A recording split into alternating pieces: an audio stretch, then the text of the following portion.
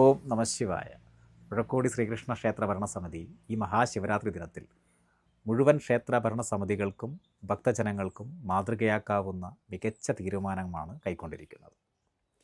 ശിവപൂജയും ശിവകീർത്തനങ്ങളും ശിവപുരാണ പാരായണവും പഞ്ചാക്ഷരി മന്ത്രജപവുമായി ഇളനീർ മാത്രം കഴിച്ച് ഉപവസിക്കാനുള്ള ക്രമീകരണങ്ങളാണ് പുഴക്കോടി ശ്രീകൃഷ്ണ ക്ഷേത്രത്തിൽ ഒരുക്കിയിരിക്കുന്നത്. പലപ്പോഴും ഭക്തിശോഷണത്തിലേക്ക് നയിക്കുന്ന ഭൗതികതൃഷ്ണയെ പരിപോഷിപ്പിക്കുന്ന പാട്ടും കളികളും സിനിമയും നാടകവുമാണ് ക്ഷേത്രവേദികളിൽ ശിവരാത്രി ദിവസം പോലും നടത്തിവരുന്നതായി നാം കാണുന്നത്. അപ്രകാരത്തിലുള്ള സുകുമാര കലകൾ വേണ്ട എന്നല്ല, മഹാശിവരാത്രി ദിനത്തിൽ അത്രമാത്രം അനുഗ്രഹീതമായ വേളയിൽ വിധിപ്രകാരമാവണം ആചരണം. ഭഗവത് വിചാരത്താലല്ലാതെ ഉറക്കൊഴിഞ്ഞതുകൊണ്ട് ശിവപ്രീതിയല്ല ഉണ്ടാവുക, താൽക്കാലിക സുഖവും ഉറക്കക്ഷീണവും മാത്രമായിരിക്കും. ഭക്തിനിർഭരമായി ശിവരാത്രിയുടെ പ്രാധാന്യത്തെ ഉൾക്കൊണ്ട് ആചരിക്കുവാൻ അവസരമൊരുക്കിയതിന് ഭഗവത് സ്മരണയിൽ ക്ഷേത്ര ഭരണസമിതിക്ക് നന്ദി രേഖപ്പെടുത്തുന്നു.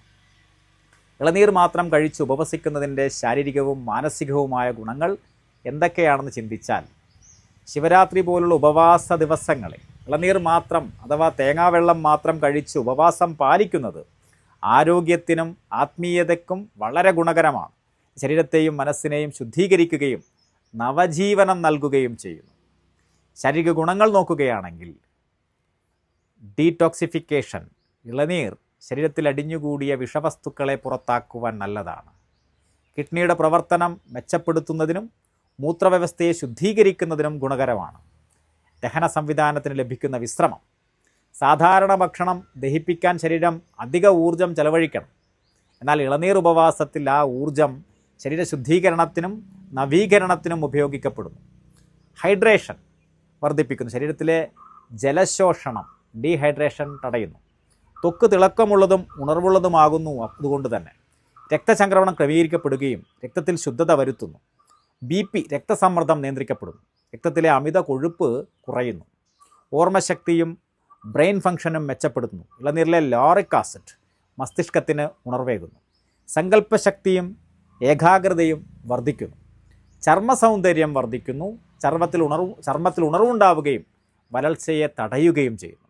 മാനസിക ഗുണങ്ങൾ നോക്കുകയാണെങ്കിൽ മനസ്സിന് സുദൃഢതയും സമാധാനവും. വയറിലെ ഭാരം കുറയുമ്പോൾ മനസ്സിന് പക്വതയും സമാധാനവും ലഭിക്കും.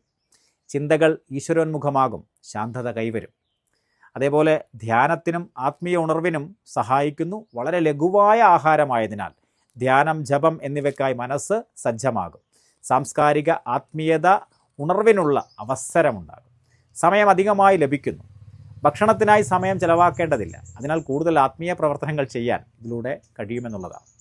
നിദ്രാഭംഗം കുറയുന്നു. മനസ്സിൽ കലുഷിത ചിന്തകളില്ലാത്തതിനാൽ ശരിക്കും ശുദ്ധമായ ഉണർവ് ലഭിക്കും. അവസാന ചിന്ത എന്താണെന്ന് വെച്ചാൽ, ശിവരാത്രി ശാരീരികവും മാനസികവും ആത്മീയവുമായ ശുദ്ധീകരണത്തിൻ്റെ ഉത്സവമാണ്. ഇളനീർ ഉപവാസം അതിനുള്ള ഏറ്റവും ശുദ്ധമായ അവസ്ഥയിലേക്ക് നമ്മളെ കൊണ്ടുചെന്നെത്തിക്കും.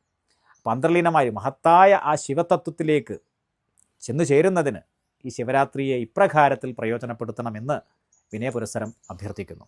എല്ലാവർക്കും ഭഗവാൻ അനുഗ്രഹമുണ്ടാവട്ടെ എന്ന് പ്രാർത്ഥിച്ചുകൊണ്ട് നിർത്തുന്നു. നന്ദി, നമസ്കാരം.